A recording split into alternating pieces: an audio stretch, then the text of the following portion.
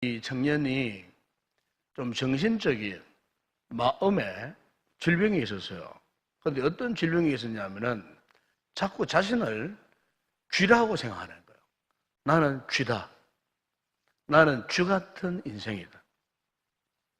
여러분, 쥐가 가장 무서워하는 존재가 뭡니까? 고양이죠. 그런데 이 청년이 이 고양이를 만나면은 오금을 절여서 걸어가지도 못하고 불안에 떨고 마치 쥐처럼 이런 이상한 심리 상태가 있습니다. 그래서 참 심각하잖아요. 젊은 청년이 자신을 자꾸 쥐라고 착각하는 거예요. 그래서 쥐가 고양이를 두려워하듯이 자신도 이 고양이를 보면은 그렇게 두려워 떠는 거예요. 네. 그래서 주변 친구들이나 주변의 지인들이 자꾸 권면을 합니다. 아니야, 당신은 쥐가 아니고 훌륭한 청년, 사람이야. 왜 자꾸 당신을 쥐라고 생각하는가? 당신은 사람이야, 사람. 그런데 도대체 그 말이 씨알이 먹히 들어가지 않는 거예요. 그래서 이 부모님들이 너무너무 걱정스러워갖고 한 번은 그 부모님이 이 청년을 데리고 교회에 목사님을 찾아가서 상담을 하게 되었어요. 그런데 이제 목사님을 찾아뵈려고 그 목사님 목양실에 딱 들어갔는데 그 목사님이 이 청년을 굉장히 눈이 빠져라 주시해보고 있다가 딱 주시해보고 있다가 그 청년에게 이렇게 말하는 거예요. 그렇구먼 영락 없이 죽으면 그 말 한마디에 이 청년이요 목사님의 그 소리 한마디에 감격스러워가지고 목사님 이제야 나를 제대로 알아봐주는 분을 만났군요. 그 목사님 앞에 감격스러워하고 눈물 흘리며 자신을 알아봐주는 사람을 이제 만났다. 여러분 이게 정상적입니까? 정상적이 아니죠. 아무리 봐도. 그런데 이 청년은 자신을 쥐라고 알아봐주는 그 목사님 때문에 막 감격스러워요. 그런데 목사님이 이 청년을 쥐라서 쥐라고 말한 게 아니에요. 이 청년의 마음을 돌이켜주기 위해서. 그러니까 역설적으로 그 심령을 바꾸어서 돌이키기 위해서. 그래서 목사님이 이어서 복음을 전거했습니다. 그 청년에게. 예수님을 소개했습니다. 예수님이 이런 분이 있습니다. 그래서 목사님을 따라서 영접 기도도 다 받았어요. 그리고 이제부터 당신은 쥐가 아니고 하나님의 자녀다. 하나님의 백성 되었다. 믿으셨냐? 아멘. 그렇게 하고 이제 그 교회 문 밖을 나서다가 이 청년이 얼굴이 하얗게 돼가지고 다시 목사님 모양실로 뛰어들어갔어.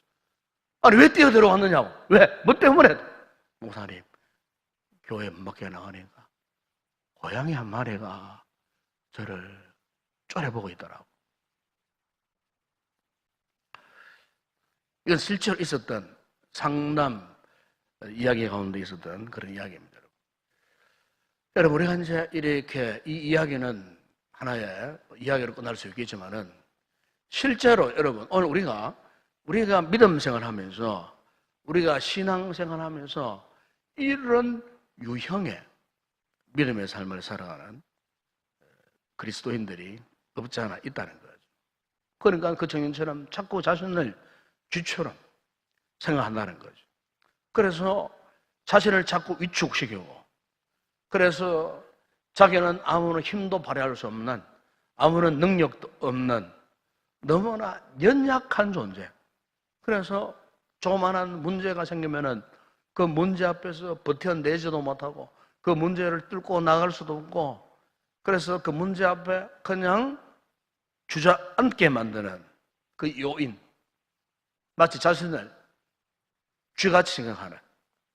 여러분, 오늘 우리가 신앙적으로, 영적으로 우리의 이 삶의 태도나 삶의 모습에 있어서 정말 우리가 이렇게 너무나 연약한 존재로 인생의 문제 앞에 주저앉아 버리는 그런 분들이 사실 많아요. 왜 그러냐? 그것은 어떤 외부적인 어떤 요인 때문이 아니에요. 외부적인 어떤 환경적인 요인 아니에요. 그것 때문에 그런 게 아니에요. 중요한 것은요, 우리 내부적인 요인, 내 안에 있는 거예요. 내 안에 문제가 있어요. 여러분, 우리 성도들이, 우리 그리스도인들이 지금 내 안에 문제가 있다 하는 말은 어떤 말인 줄 아십니까? 지금 내 안에 지금 내부적인 문제가 있다는 말은 다른 말이 아니에요. 내가 아직 그리스도인으로서의 정체성이 분명하지 않다는 거예요. 내가 예수 믿는 거룩한 하나님의 자녀, 하나님의 백성으로서의 거룩한 영적 자존심이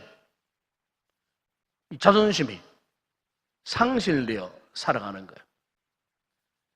영적 정체성이 분명하지 못하고 영적 자존심의 상처를 받았다든지 영적 자존심을 상실한 채 살아가면은 항상 우리 역시 마찬가지예요. 그 청년처럼 자신을 주같이 생각해요. 나는 정말 아무것도 할 수 없는 연약한 존재. 나는 이제 더 이상 무엇을 할 수도 없는 연약한 존재. 나는 정말 불행한 존재야. 내 팔자는 왜 이러는 거? 등등 여러 가지. 그래서 조금만 힘들고 조금만 어려워도 마치 쥐가 고양이 앞에서 쩔쩔 mel고 두려워하는 것처럼 여러분, 오늘 우리에게요, 이렇게 내부적인 문제가 있으면요, 우리가 믿음 생활을요 적극적으로 하지를 못해요. 그러면 여러분, 우리가 우리의 신앙에 있어서 이 같은 침체된 영적 정체감이나 이 자존심을 회복하기 위해서 무엇이 필요할까? 여러분, 제가 계속해서 지금 이 금요 기도회 때 드리는 말씀이 이거 아닙니까? 우리 성도들이 예수님을 분명하게 알아야 된다고 합니다. 예수님이 누구신지, 예수님이 누구인가를 분명히 알아야 돼요. 예수님은 하나님이시고, 지난주간에 말씀드렸습니다만 예수님은 하나님 보좌 우편에 앉아 계시고, 여러분, 예수님이 하나님 보좌 우편에 앉아 계신다는 그 말, 오늘 본문 여러분 본문의 20절에 그런 말씀하지 않습니까? 보면은 하반절에 보시면은 죽은 자들 가운데서 다시 살리시고 하늘에서 자기의 오른편에 앉히사. 여러분, 여기에 이 오른편, 성경에 오른편, 오른쪽이라는 말은 무슨 뜻이냐면은 권능을 말합니다. 힘, 뛰어나. 이걸 상징하는 말이 오른쪽, 오른편이라는 말이에요. 그래서 여러분, 유대인들은요, 우리 한국 사람들처럼 생각이 좀 비슷합니다. 유대인들은요, 절대로 왼손으로 무엇을 안 해요. 그 사람들은 관습이 그래요. 왼손. 그래서 왼손잡이를 보면 그냥 싫어합니다. 옛날에, 요즘은 많이 바뀌었으면 옛날 우리나라 사람도 그러잖아요. 우리나라 사람들도 왼손, 아이가 자라서 왼손으로 숟가락 들고 왼손으로 젓가락 들고 있어. 그럼 부모들이 막 버럭해요. 막 부정하고 막 빨리 바꾸라고 하고 막. 당장 오른손으로 해야 돼. 오른손으로 밥 먹어야 되고, 오른손으로 젓가락 잡아야 되고, 오른손으로 망치질 해야 되고, 오른손으로 무슨 일을 해야 돼. 유대인들이 그런 생각을 했어요. 유대인들이. 그 이유가 뭐냐면은, 오른손은 뭐냐? 오른손은 권능을 상징하는 거예요. 힘을 상징하는 겁니다. 뛰어남을 상징하는 겁니다. 그렇기 때문에 왼손잡이는 안 된다는 거예요. 유대인의 생각이 그래요. 오른손잡이. 왜? 성경에 보게 되면은 하나님이 그의 왼손으로 백성들을 그런 말씀이 없어요. 하나님의 권능의 오른손으로 항상 구약성경에 보세요. 하나님의 오른손이 나타나서 하나님의 권능의 오른손 거예요. 그렇기 때문에 유대인들은 철저하게 뭡니까? 여호와의 신앙으로 뭉쳐진 사람들이잖아요. 그렇기 때문에 하나님의 오른손에 대한 신뢰, 이것 때문에 자신들도 오른손으로 무엇을 해야 된다는 이 확고부동한 신앙의 중심을 그렇게 갖고 있었어요. 오늘 본문에도 보게 되면은 하나님께서 예수님을 부활하여 승천하신 예수님을 오른편에 앉히셨다 이렇게 말씀한 것은요, 그 예수님은 누구냐? 그분은 하나님의 영광, 하나님의 권능과 같은 지위를 갖고 계신다는 그런 뜻이에요. 예수님의 권능, 예수님의 권세, 예수님의 영광은 하나님과 동일하다 그런 뜻이에요. 그러니까 여러분, 우리가 지금 예수님을 나의 구주와 주님으로 믿고 있잖아요. 단순히 여러분들이 예수님은 나를 위해 십자가에 죽으셨다 이 수준이 아니에요. 이제는 그 수준이 아니고 이제는 한층 더 올라가서 그분의 능력과 그분의 권세로 누구를요? 우리를 이제는 통치하고 다스려 가시는 분이. 그분이 어떤 분이요? 21절에 보세요. 그분은 모든 통치와 권세와 능력과 주권과 이 세상뿐만 아니고 오는 세상에 일컫는 모든 이름 위에 뛰어나신 분, 모든 이름 위에 뛰어나신 분. 그래서 22절에 보세요. 또 만물을 그의 발 아래에 복종하게 하시고, 그래서 그의 발 아래 복종하게 하시고. 여러분, 예수님은요, 우리 기독교의 교주가 아닙니다. 예수님은 교주가 아니세요. 예수님은 인류의 구원자, 예수님은 인류의 구세주, 그리고 예수님은 만유의 주. 여러분, 사도행전 10장 3절에 보시면은 만유의 주 되신 예수 그리스도로 말미암아 그랬어요. 만유의 주. 그러니까 만유의 주라는 말은 뭡니까? 모든 만물, 인간을 포함한 모든 만물, 그 우주를 포하여 이 세상에 삼라만상의 모든 존재, 그 존재를 통치하시고 다스려 가시는 주인. 이 주라는 말은 주인이라는 뜻이에요. 주인. 만유의 주예요. 예수 그리스도는 만유의 주. 그분은 만유를 창조하시고 만유를 통치하시고 만유를 다스려 가시는 분. 여러분, 요즘 전 세계가요, 지금 재난 속에 있습니다. 재난 속에. 네? 저 미국 캘리포니아 지역에서는요, 섭씨 52도. 여러분, 섭씨 52도. 이거는 살인적 더위잖아요. 저 우리나라도 지금 섭씨 40도, 40.9도까지. 경산, 영천 쪽에. 그죠? 네. 섭씨. 여러분, 섭씨 40도면은요, 요즘 우리 실감하잖아요. 어제 오늘도 제가 이렇게 밖에 나가 보니까 그냥 숨이 탁탁 막혀요. 너무너무 해서 뜨거워요. 그래서 제가 양산 들고 다닌다. 양산 들고 우리 교육생들 양산 들어라. 그래가 옆에 가게에 콩국수 맛있게 한다 그랬길래 먹어가지고 그 길 얼마 안 되는데도 그냥 못 가겠더라고. 그러면 양산 들고, 양산 드는 거를 사람들이 이상히 안 쳐다보더라고요. 워낙 뜨거우니까. 일본 같은 데도 지금 보십시오. 40 몇 도씩 올라가요. 지금 거기에. 전 세계가 지금 북극 지역 나라, 아이슬란드 이런 지역에도 얼마 전에요. 섭씨 34도까지 올라가죠. 만년설 있는 그 지역이. 섭씨 34도까지 올라갔다니까요.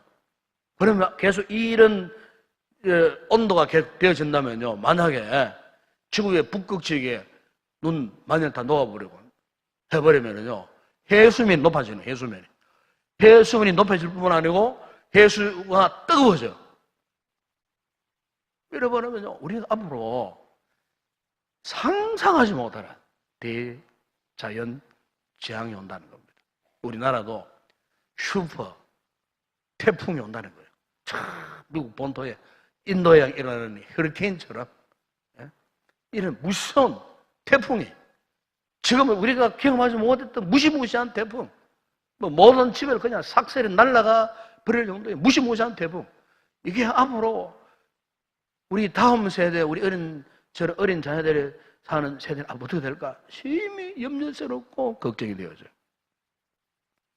그러나 여러분, 우리가 염려하지 말아야 할 것은 이 모든 우주 만유를 통치하고 지배하시는 누구라고요?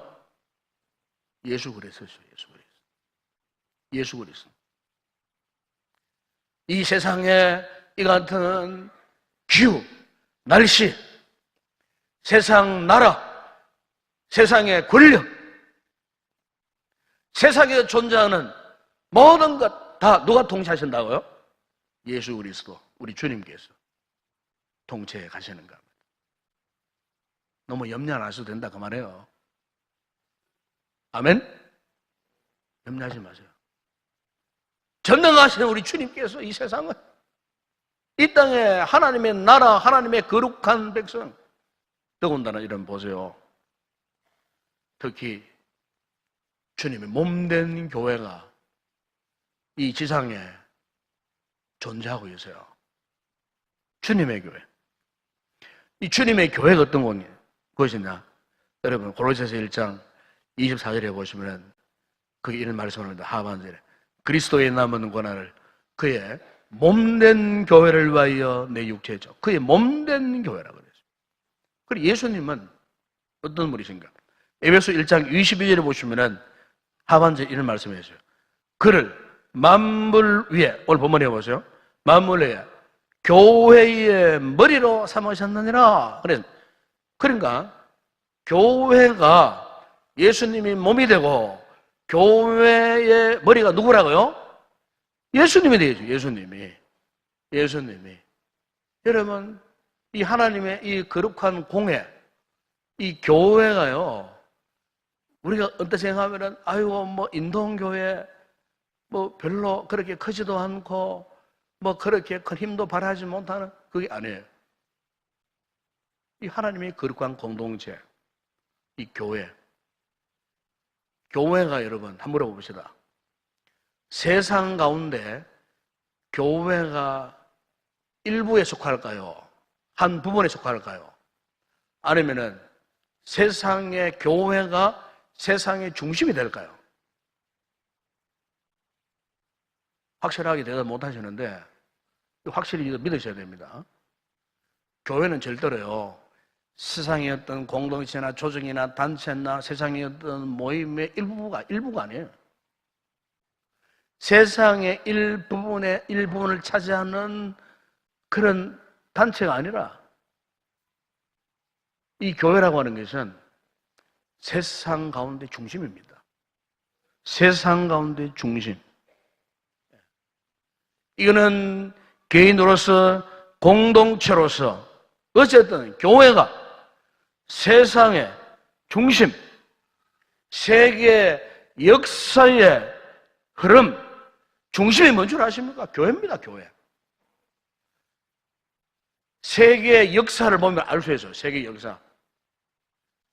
세상 역사를 보게 되면은 세상 역사의 흥망성쇠의 그 가장 중심부, 핵심 부분에 항상 보면은요, 주님의 몸된 교회가 존재했습니다. 교회가. 세상에 유수한 제국들 많았잖아요. 에? 아수르, 바벨론, 페르시아, 헬라, 로마, 수많은 제국들 보세요. 그 제국들은요 다 사라져버렸어요. 다 멸망당해버렸어요.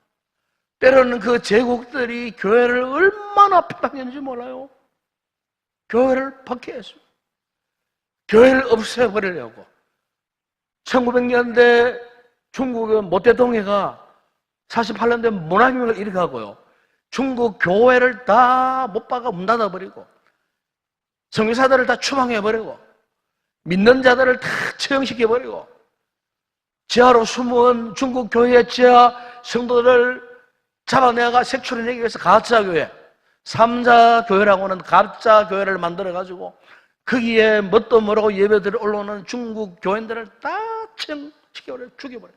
다 숙청해버렸어요. 숨어서 있었던 중국 교회가 몇만 명이 안 됐다 그럽니다. 그런데 여러분 보십시오. 그렇게 핍하고 그렇게 기독교를 말씀하려는 정책을 펼치지만 지금 중국 교회가요, 1억 3천 명입니다. 1억 3천 명. 우리 두 날개 훈련받으러 가니까 중국에 그런 이야기 하더라고요. 제가 훈련받으러 갔을 때에. 그분은 지금 자기 지역에, 스촨성이 그 지역에서 이 시진핑이가 교회를 비판을 하는데요. 교회 십자가를 다 철거해버려요. 십자가를. 자신 이제 교회도 십자가가 철거되어 버렸다는 거예요. 눈물을 흘리고. 그러면서도 이분이 부부가 생명 걸고요. 부산으로 날아와가지고 부산에서 두 날 훈련을 받아요. 두 날 훈련을 받아요. 그분이 그런 간증을 하더라고요.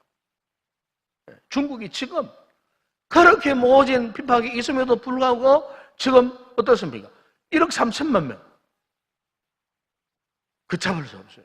그리고 최근에는 시진핑이가 지금 해외에서 밀고 들어온 선교사들을 추방하는 그런 지금 계획을 하고 있습니다. 조만간에 현재 이미 그거 시작했다 그래요. 중국 정부 공식 인정하지 않는 선교사들 다 추방해버립니다. 다 몰수해버려요. 재산 다 몰수해버려요. 다 추방해버려요. 그런데 이상해요. 그렇게 하면 그렇게 할수록 중국 교회가요 더 크게 왕성해요.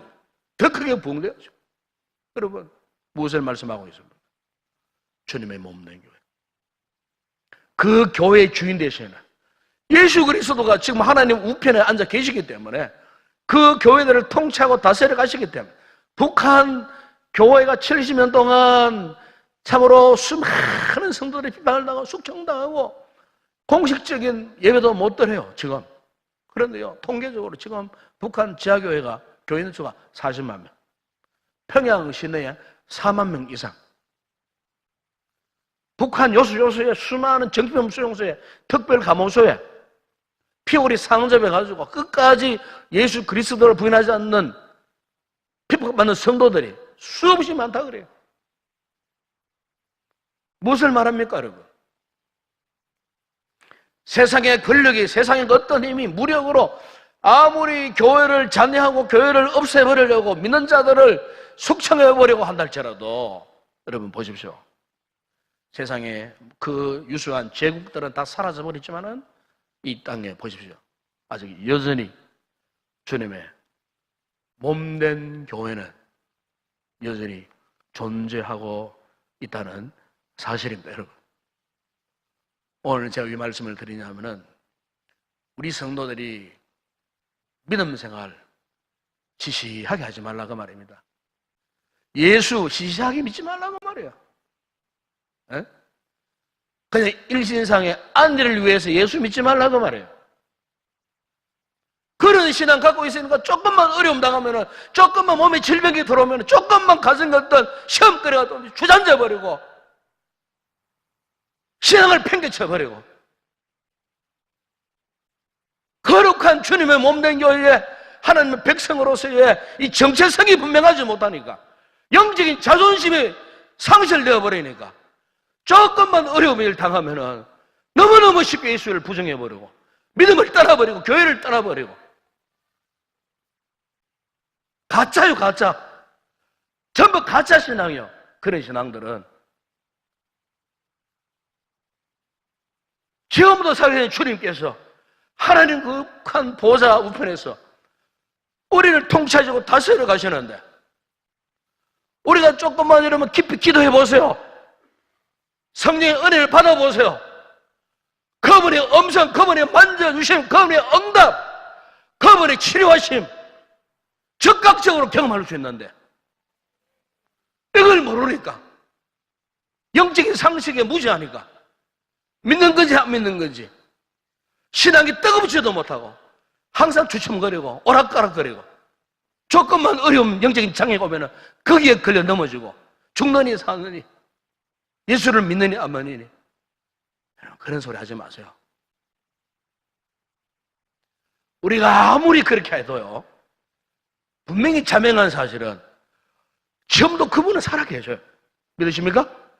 지금도 그분은 하나님의 우편에서 우리를 지키시고 우리를 통치해 가시는 우리 인생의 주인 되시는 분이에요. 이 인동교회의 주인 되시는 분이에요. 여러분의 인생, 여러분의 삶, 여러분의 가정에, 여러분의 가족에 그 모든 생사고락을 그분이 통치하시고 그분이 다스려 가시고 우리 인생의 진정한 주인 되시는 그분. 여러분 오늘 우리가 이 주님의 강력한 통치하심, 다스림을 확신할 때에 우리가 세상 가운데서 분명히 승리하는 그리스도의 예수의 좋은 군사들이 될 줄로 믿습니다. 이 밤에 우리 기도할 때 여러분, 하나님, 내가 다시 한번 주님을 알기를 원합니다. 내가 다시 한번 주님을 깨닫기를 원합니다. 나의 잃어버렸던 이 믿음의 정체성이 회복되어지기를 원합니다. 영적인 이 자존감이 치료되기를 원합니다. 여러분 기도하시기 바랍니다. 그럼 예수의 거룩한 보혈이 여러분을 회복시켜 주시고 성령님의 크신 은혜가 여러분을 새롭게 하셔서 여러분이 정말로 강력한 믿음의 사람으로 다시 일어서게 되는 그런 귀한 은혜의 역사가 우리 모두에게 임하게 될 줄로 믿습니다.